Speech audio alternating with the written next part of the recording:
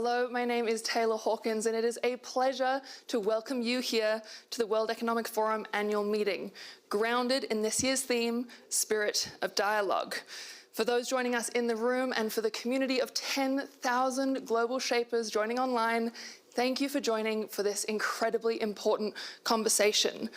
The Spirit of Dialogue invites us to look beyond polarization, beyond the tensions that we're all feeling in the world right now, and allows us to lean into trust building, to listening, and to our shared responsibilities.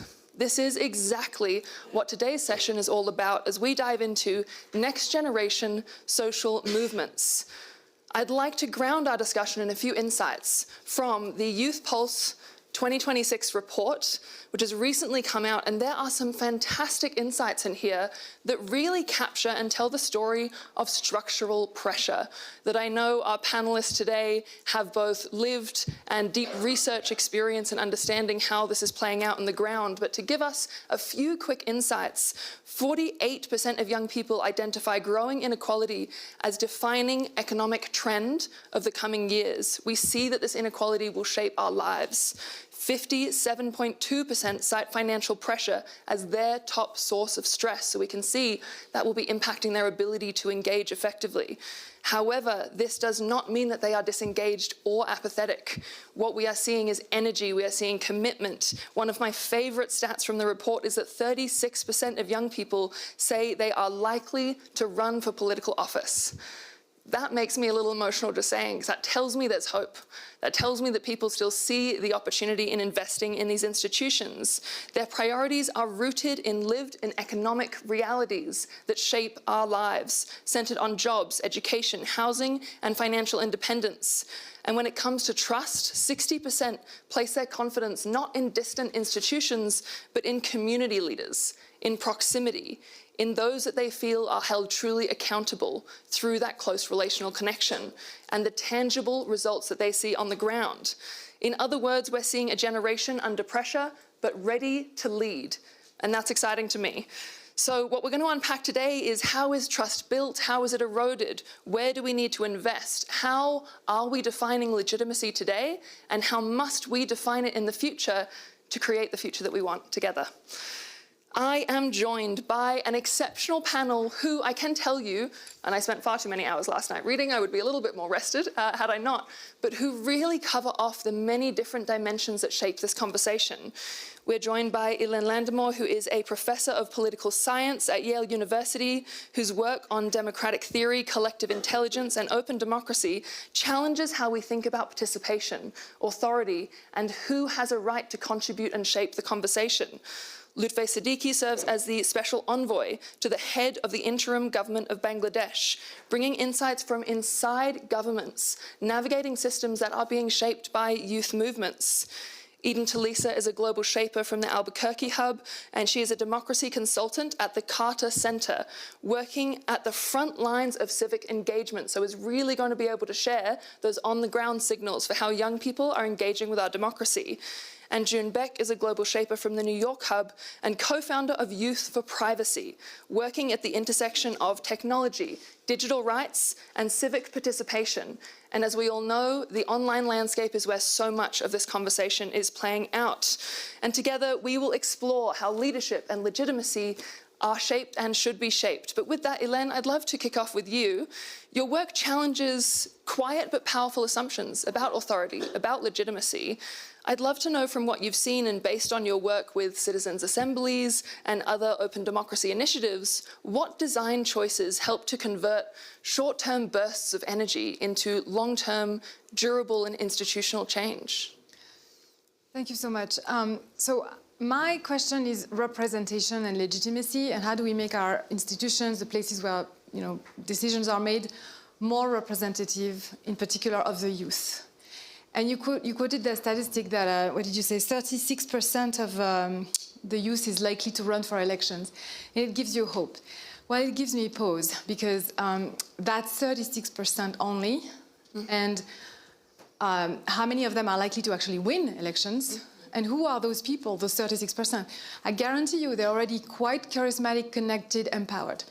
So the ones that are not like that, the ones that are, I call them the shy, right? That's a category that I create to reference people who just don't feel capable of running for elections, who don't feel represented, who don't have maybe the self-confidence, whether it's a sort of natural introversion or an acquired one, to basically make a difference in the world. Those I worry about a lot because they're made invisible in our system.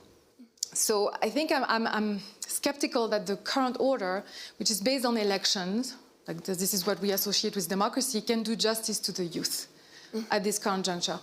So what I propose instead is rethinking representation to send to power a demographically representative sample of the people through lottery, through lot-based juries. So think of juries on steroids, basically.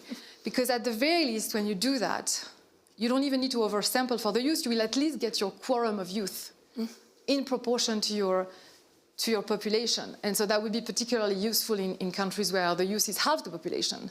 But even in aging countries like my native France, you would get some of them at least in the room. And that made a huge difference to the kind of conversation we had in the Climate Convention in 2019-20, where you had a sample of 150 French people from all horizons, from overseas territories, but also young people in the room. So we had an age bracket from 16 to 86. And they were very active. They had chaperones, as you can imagine. You cannot bring young women and young men without some support. So it needs to be structured and crafted the right way. But they were very active, and they talked peer-to-peer with older people, more advanced people, and they shaped the conversation. So I think that's what we need to rethink, how we bring in the youth, including the ones who are not likely to run for elections. I think it's always a sign of a great panel when you already have these bits of challenge against each other. We're not all singing from the same song sheet, but honestly, I'm completely compelled by what you've said, and I would like to adjust how I positioned it, because you're right, it is hopeful, but we will just recreate the systems we already have if we're not challenging how we define authority. And I guess that leads me to my second question. So much of what shapes these conversations are our internal biases, how we define authority, legitimacy, who has the right to speak. What are your thoughts on how we reshape the definition of credibility, competence, and authority in the political landscape? Well, thank you for that question. I think we should disconnect confidence and competence. It's not always correlated. I mean, sometimes it is, but often it's not. I'm sure you know that. And on the contrary, we should try to be, listening for the quiet voices. Again, those I call the shy. Because they have things to say, and sometimes they don't have the courage to say it, but it enriches the conversation, and often it's surprising, and you can get a different kind of leadership from it. There's an experiment that was run in Bolivia by an activist for lotteries called Adam Cronkrite that I thought was really enlightening. He went to Bolivia, I don't know why Bolivia, but he got a high school to replace elections for student representatives with lotteries. And people who would never have thought they had it in them found out that they had leadership qualities, and the nature of the leadership changed. So when people were elected, they went for popularity-enhancing proposals, like, oh, I'm going to throw a great end-of-year party, and, cool things, right? The ones who were selected through random selection, they didn't need to do that because they didn't need to earn votes, right? So they went for the substance. They went for, okay, how do we get a computer in the library? How do we make sure everybody has a card that allows them to take the bus for free to get to school? So all I'm saying is that there are different kinds of leadership. Some are based on flamboyance and charisma. We have too much of that, if you ask me. And we need to look at the leadership that comes from the quiet people in the room. I call them the bees.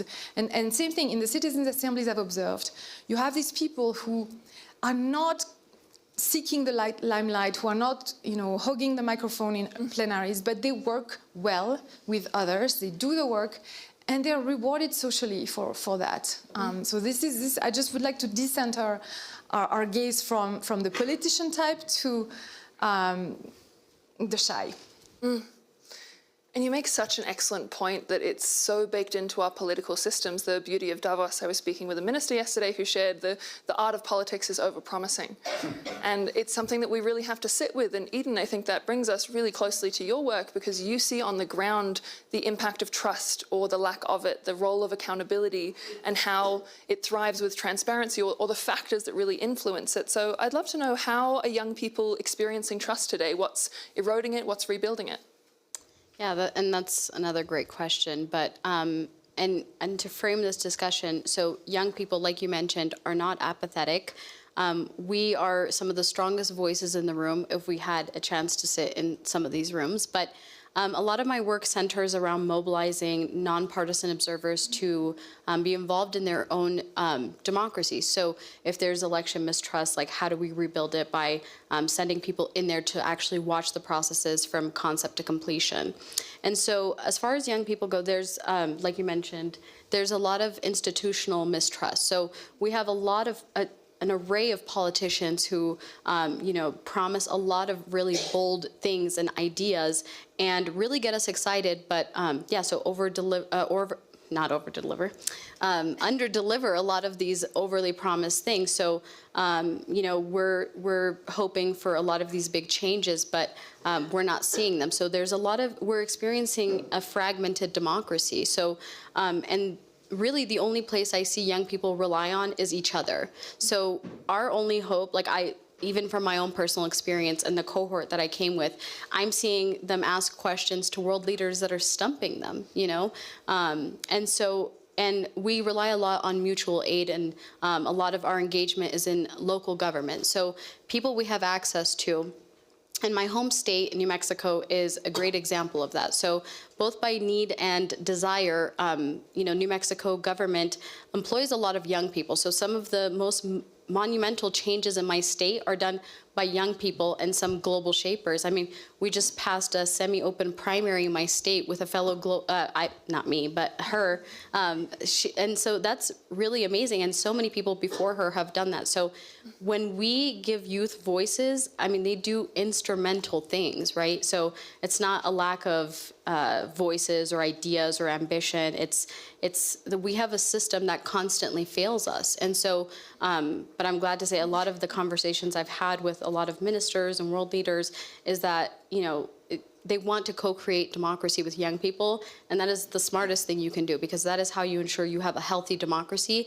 It's, a lot of people look at youth as somebody that could delegitimize their government, or that we're archaic, and that is true. So, and if we mobilize and are, given the avenue to mobilize in the right way, that is for the benefit of our society, because we are the ones who are experiencing a lot of the downfalls of leadership. So a lot of us, worry about whether we can afford children, whether we can afford housing, and, basic fundamental things that we need for life. So if you employ us, if you give us voices, if you, fund social entrepreneurship and things like that, you will have something that will endure for a really long time.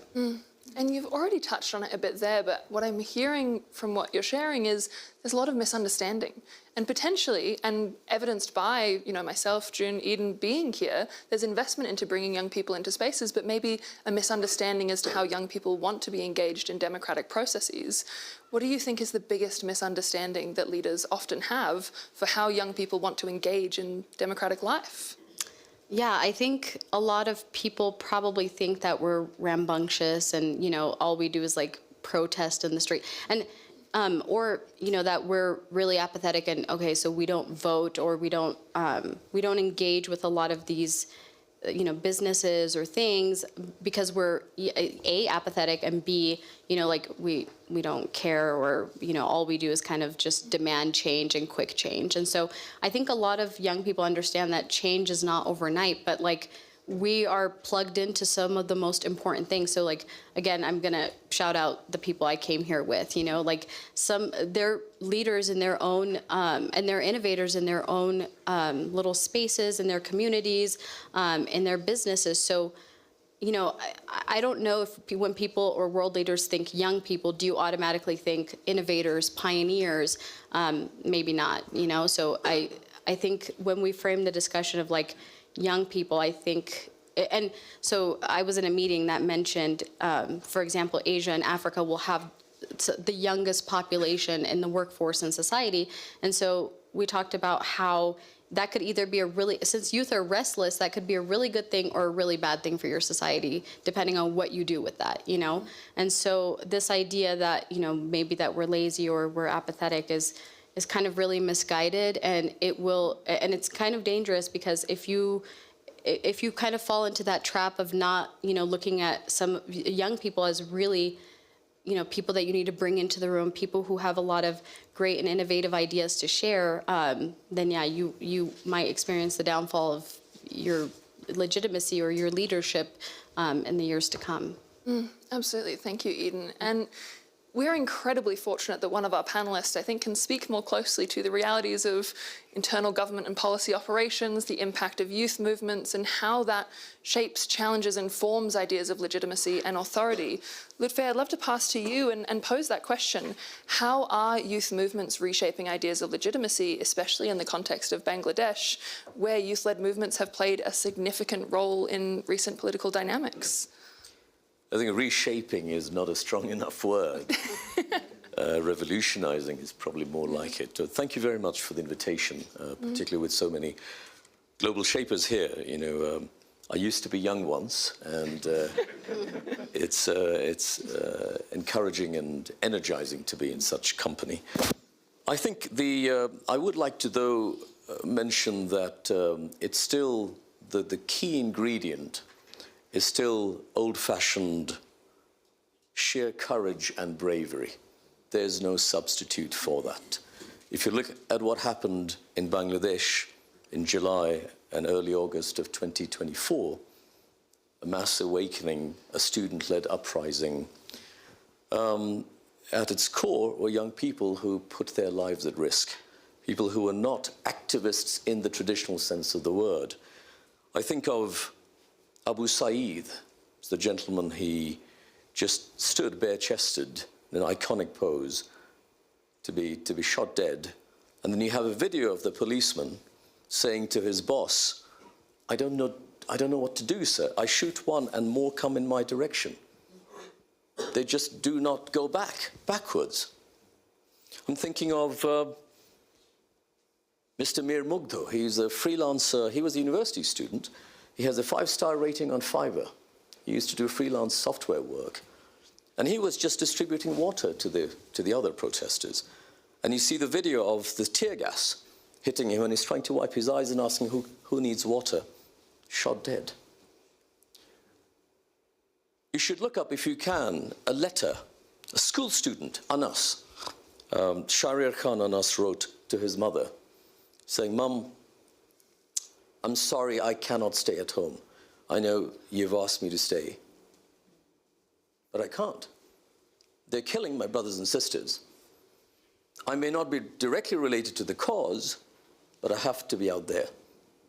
And if I don't return, please forgive me, but please also feel proud of what I've done.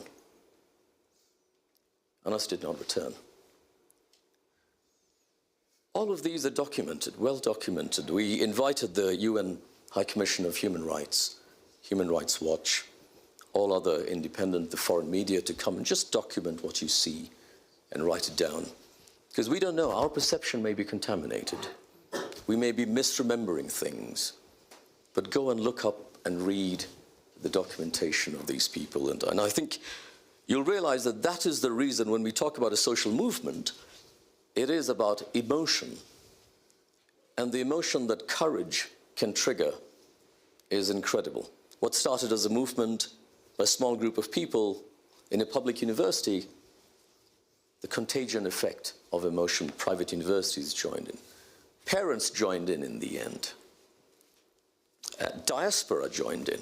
So that is how a movement flares. So it's a little hard for me to stay intellectual on this topic, but that's basically the backdrop on which we find ourselves in. I am a member of an interim government. We're handing over to an elected government next month. Government-led, we're extremely fortunate to be led by Nobel Peace Laureate, Professor Muhammad Yunus. And he's taken a very deliberate, measured approach to the transition. And maybe I can talk a little bit about how we're responding. Don't want to take too much time.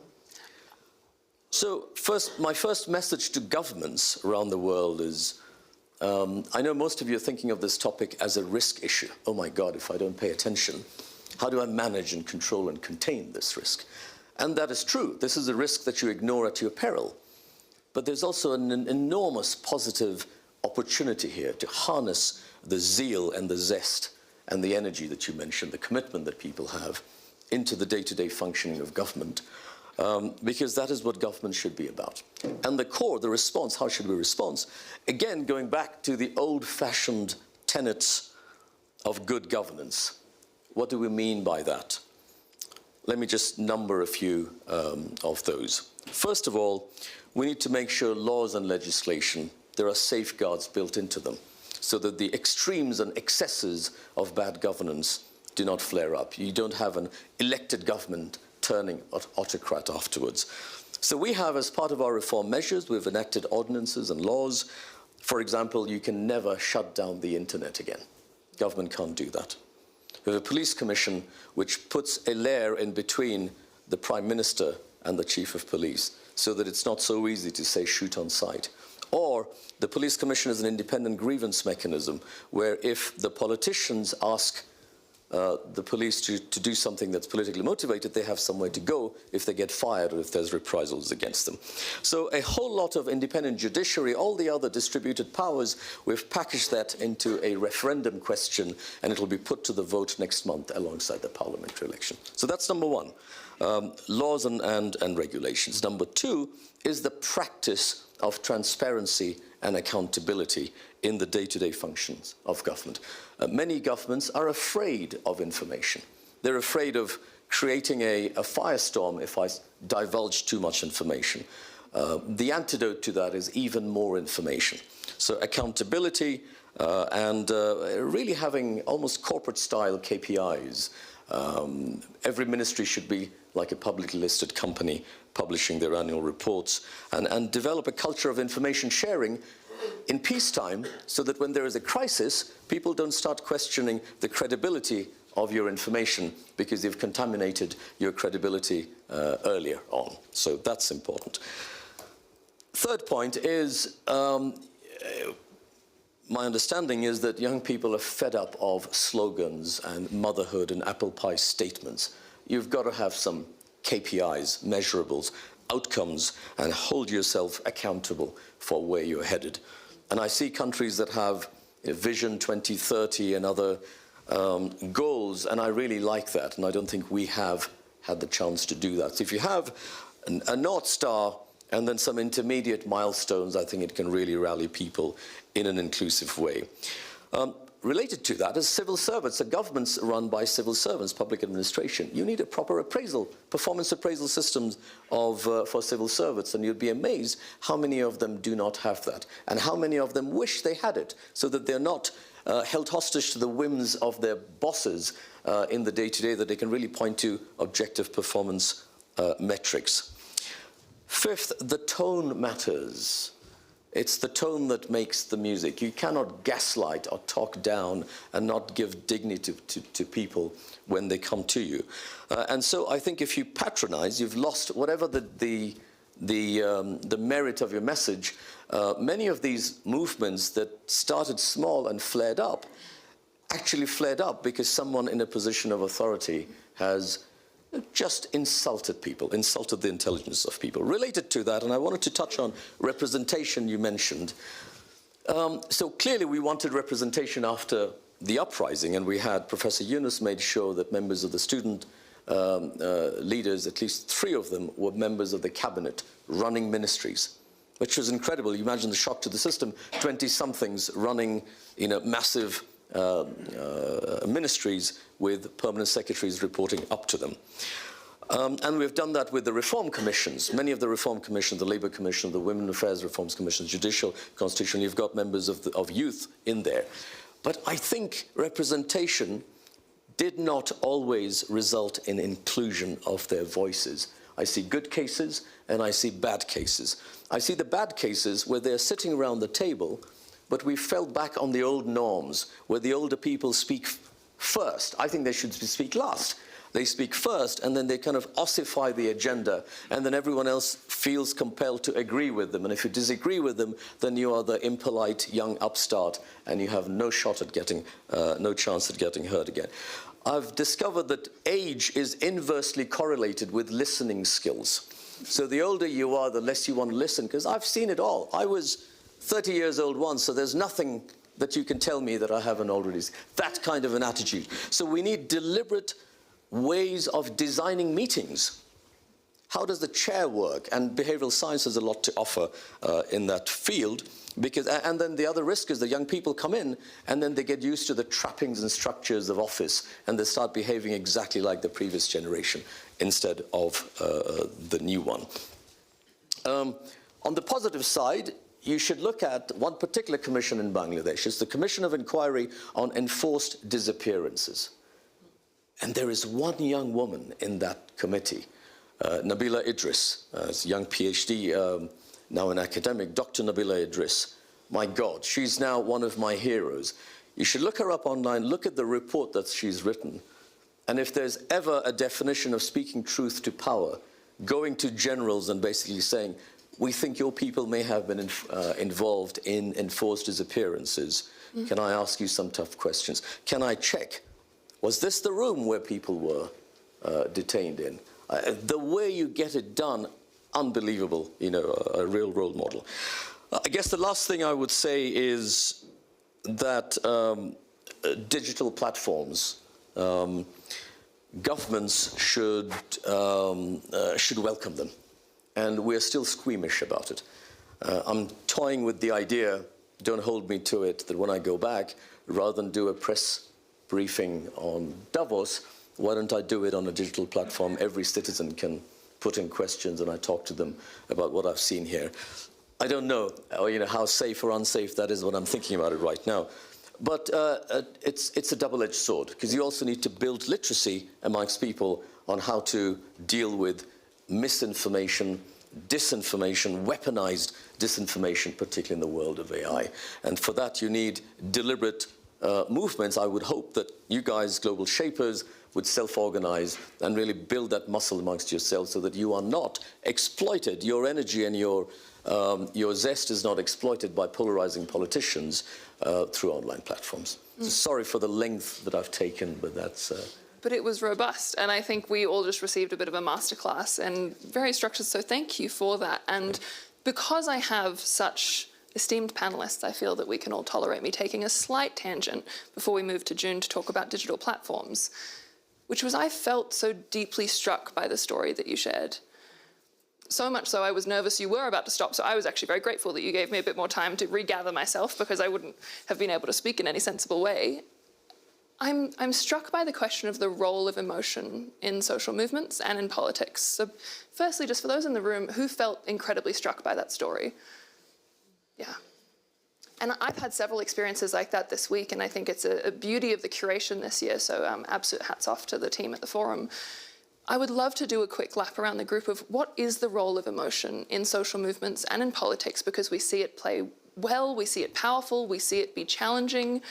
There's the moral judgment on what is good or bad emotion. How do we grapple with this? There's no simple answer, so amusing rather than an answer is very welcome. June, I'd love to start with you. The role of emotions in social movements. I think that when so one of my part of my job is I teach cybersecurity, I teach data privacy, and emotions in these kind of, I have to get involved in a lot of online Discord channels, a lot of online Telegram channels to see what are the conversations, what are the signals of a lot of cybersecurity actors, a lot of groups, what are they doing? And to be honest, funny enough, it's humor. I think in terms of crises, even in terms of really dark times, people post memes about it. And I think that sense of levity that brings people together, because you could laugh at it and then do something about it. And no, I think that's the humor seems to bring people together. Ellen? It's a very deep question. I spent my career focusing on, the knowledge aggregating properties of politics and how, arguments and information can be, coming from different corners of society. And then when I went to study citizens' assemblies empirically, I was expecting to focus on that, right? The role of information, relationship to experts. The thing that surprised me the most, actually, was the love between participants. The tenderness, the friendship, the consideration, the respect, all positive emotion that I wasn't expecting to be possible in politics, to be honest. And I'm still trying to figure out why it is that in this very specific fora, and I think it's true of social movement as well, but in randomly selected assemblies, I think it comes from the fact that people don't have to compete for one thing. They're not here because they won over other people. They come with no entitlement. They're not trying to assert themselves, but also because it's a more balanced, again, sample of the population. It's 51% women. It changes the nature of the conversations in the room. You go from, I hate to say this, but toxic masculinity, including by women, who, when they are the minority, they adapt to that dominant culture, to a culture of uncertainty, open-mindedness, deliberation, and tolerance. So I do think it's really important that our representative institutions are actually inclusive of all the voices, because it changes the nature of the emotions that are expressed, allowed, nurtured. Eden? I think this is a really great kind of inclusion of emotion, because to me, all of it is emotion. The social movements are a convergence of emotion and logic. So when we talk about social movements, at the forefront of is humanity. Why are you can pick any topic, whether we're talking about women's right, access to education, all of these things, if there's no emotion or the desire to uplift each other, I don't understand the point of any of it. Whether you're a politician, world leader, or you're a young person protesting in the street, all of it is emotional. And like you mentioned, I mean, at the forefront of a lot of movements, there's a lot of death, there's a lot of, so many things. I mean, there's people meeting in dark rooms, there's people, on hunger strikes, there's people in jail, there's people who have died. So to me, emotion and humanity is at the forefront of it all, because without it, why are we doing any of this, really? So, yeah. Should I take that? So first of all, on the levity, on the humor issue, I'm really glad you brought that up. So there's all sorts of emotions. And I think you can't stay angry all the time. I look at Mayor of New York, Mamdani, and some of the issues he talks about are really painful issues for people in society. But he's got this smile on him all the time. And maybe excessive, I don't know, but it's there is something to be said about you can sustain humor and levity a lot longer than anger. It just can be consuming. But emotion is very important for me. So first of all, at inception, after the uprising, new interim government, myself, first person to fly into the country at the invitation of Professor Yunus to try and help, and lots of others have stepped forward. Virtually none of us with any experience in government, and it was purely driven by emotion. But the emotion I feel now is also, it's strong, and the emotion is really around the fact that we mess up every day. And therefore, we fail the martyrs, those who killed themselves, who were injured through that process. And you go, am I betraying them every time I fail? Because you do. And you can't change systems overnight.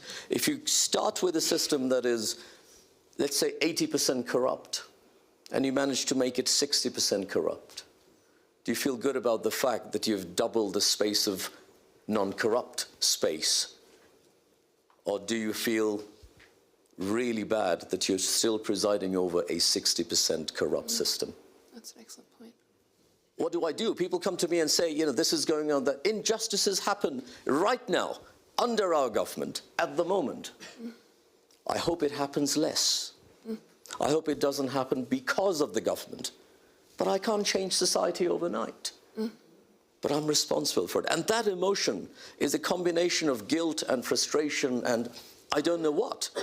But it is something that I grapple with all the time, and I hope people will realize that it is, an uprising can be overnight, but changing a system is a process. You have to stay focused on the direction of travel, and if you're lucky, you have an inspiring leader like I do, but it can get, on an emotional front, it can be quite draining and energizing and all of those things. Such great points, Lutfi. Thank you. And you've referenced this idea of sustaining and scaling. And I think, June, your area of work is so relevant to this.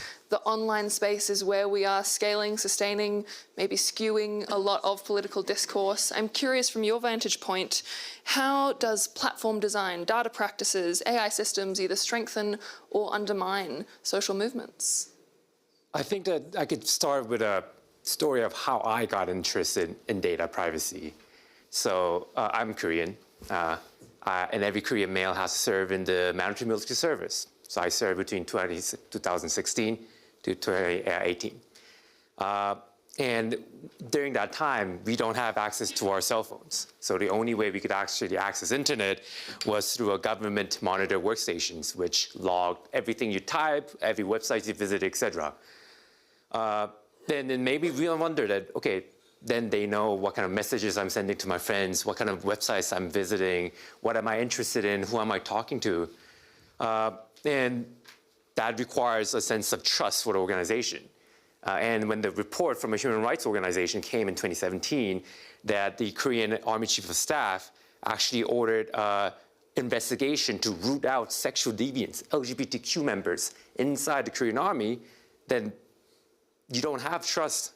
There's a lack of trust when you feel the data that they collect could be used against you.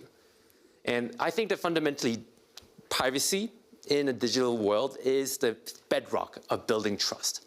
It is so that you could express yourself, you could talk about issues without fear of retribution.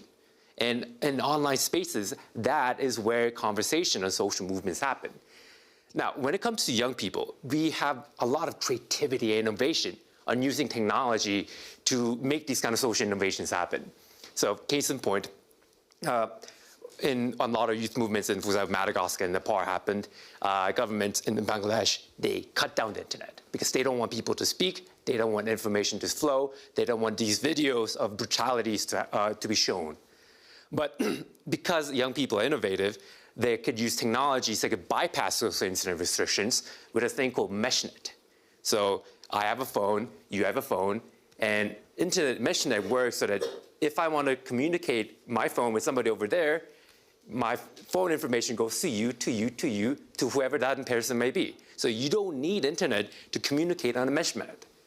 Young people are using these kind of technologies, these decentralized technologies that bypass oversights, bypass authorities to make those social media, those social movements happen in real life. I do have to say that these decentralized models, whether it be on Discord forums or Telegram channels or in meshnets, they provide a very unique governance structure than traditional modes of governance. And I think I'm very curious if these kind of decentralized modes of governance will continue if they were to be in power. And I do have to also note that it brings a question of, just because I do have to admit that not all youth movements and mobilization is good. In Discord, in the Discord channels and Roblox platforms where a lot of these movements happen, I can see a lot of good use cases where people collaborate, expose corruption, expose bad practices in the government. But I've also seen cases where those same platforms are used to create cyber criminals led by young people. There's a cyber criminal group called Scatter Spider. These are mostly 20-somethings, teenagers based in the US who like to hack for fun. And there is a community of them on Discord and those kind of channels where they would hack companies, they would hack organizations just for the thrill of it. And I think that when it comes to these emerging technologies, if governments don't have a way of directing young people's innovation and zeal and their interests in legitimate interests, then they will go to illegitimate interests, like these kind of hacking groups. And since I'm from Korea, I'll give like an example where a case where government can incorporate these kind of young people's interests. So the professor mentioned about e-governance, where you can use internet for governance. And Korea offers a very unique model where I can join a political party in 5 minutes on my phone. You know, I just verify myself, pay the first dues, and boom, I'm a member of that party. And whenever they're on Korea, where they're A single platform where all the parties are. each party has their own platforms, but they are very, very easy to do. And they made a lot of investments doing that. So for example, if you are dissatisfied with the direction of the party, or if you are dissatisfied with you want to get involved in voting for the leadership, a lot of people in Discord, in forums just post, okay, this is a link to sign up to be a party member so you could vote for the upcoming leadership election so that your favorite candidate could win. So it's a very easy way of directing young people's proficiency in technology with their political interests into a very systematic way of having them expressed through legitimate means. So I think this is a very unique way where you could leverage technologies and young people's zeal to do something better. Fantastic, thank you, Jun. And you've prompted me with so very many follow-on questions, but as is the way with the annual meeting, there is a countdown timer that I must heed to and make sure that we respect everyone's time. So there's a couple things I'd like to do before we wrap up. Number one, I'd love to hear from at least one person in the audience a question you have, and we'll use that as our prompt for final reflections from our panelists. Who has a burning question? Yes. Is there a mic? There is one moving towards you rapidly. There you go. Hi, everybody. I'm Joey Wilson from the Munich Hub in Germany, and I really enjoyed hearing from everyone's perspective. And I think one thing we think about as young people is, what is the way to bring the change we want to see? Is it moving into the inside of a system and changing it from within? Or is it challenging from the outside? Or are there different instances where one is better than the other? So I'm curious on the panel's perspective on this. And my invitation and challenge to our panel is answering that very complex, far-reaching question in a rapid-fire format. So, Jun, you're already warmed up and ready to go. What is your response? I've never been part of a government ever since I left the army. So yes, I think you could do a lot of things outside because you have the leverage, the flexibility, and because you could approach them on areas where they need help. I'm a young person who focuses on cybersecurity, and if they care about youth and cybersecurity issues, we could collaborate. Ellen? I would say both, but most promising to me is start outside, do good work, and get co-opted.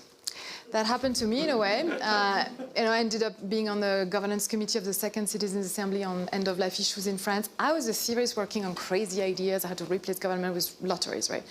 Happened to Audrey Tang, the hacker turned Minister of Digital Affairs in Taiwan. During the Sunflower Revolution in 2014, she was literally starting something that was meant to be an alternative to the government. It's called Gov0, check it out.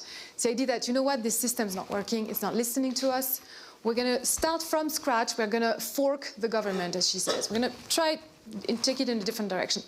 But then, because the government was so desperate, they had to look for solutions in her and her peers. And so she became Minister of Digital Affairs. She completely reformed the system from the inside out. So I think that's one way that I think works. Eden? Yeah, I would say, absorption of young people and their expertise is not always the answer. But, like June mentioned, so if you have a climate policy you're trying to, establish, or whatever you're looking at, meeting young experts and talking to them about what their ideas are, how they see this policy being enacted, how it could help them in 10 years. So both as the foundation or the government, you have to ask yourself, is it absorption that will help, your country or whatever succeed? But I think that's a very open-ended but good question. Yeah. And rapid fire, Ludwig? The short answer is I don't know, but because I'll have to root for one side, I will say I have a lot of respect for intrapreneurs who work within large organizations and large institutions. Little things they do can have massive impact because of the reach that they have, but they are not authorized to do TED Talks, so they don't get the limelight. So I'll say don't give up on those who change from within. And we're also very fortunate to be joined by Andre Hoffman, who is co-chair of the Board of Trustees of the Forum. If you don't mind, may I put you on the spot for some closing remarks? Well, thank you very much. Of course, the clock runs for me just as much as it does for everybody else. I feel incredibly grateful to have been invited to this particular meeting. Maybe 3 points I'd like to make. Point number one is that we are in dear trouble. You know, the status quo as it is at the moment is driving us towards the wall or inside the precipice, whichever image you want to have. And we need to change an enormous amount of things. And at the moment, it is not you, the youth, who are making the changes. It's us. You are not represented at the way in which you should be. We, the old people, are proposing solution to a situation that we have created. You are not represented into the decision-making bodies. And you know, the simple statistic that 50% of the population is less than 35 years old is something that should really encourage us to sort of speak more often. So this is not about succession, it's about integration. We need your voice, we need your way to talk to the thing. I'm not sure if I'm talking to the panel or to the audience, but I mean, you know, we need to make sure that we sort of have this dialogue going through intergenerationally. I think there is I love the concept of reverse mentoring. I like the concept of being able to, well, I am responsible for a family company, and our family company, we are trying to make sure that the new generation has a voice. How do we do that? Not by telling them what to do, not by having them telling us what to do, but by trying to bring things together.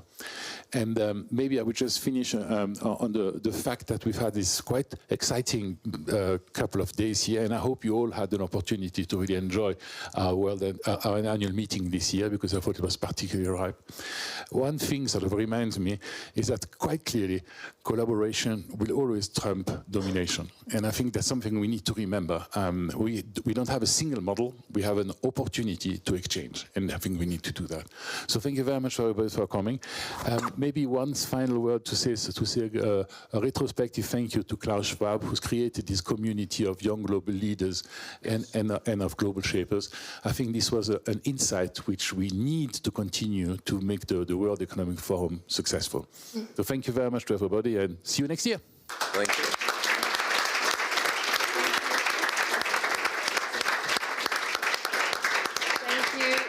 Andre, you have proven to be true something that I already knew, but you've demonstrated that you're an ongoing champion of intergenerational collaboration, as is the forum with the YGL, Global Shapers Community Network as well. Thank you for those who joined online, and thank you everyone in the room, and wishing you a wonderful final day of Davos. Thank you.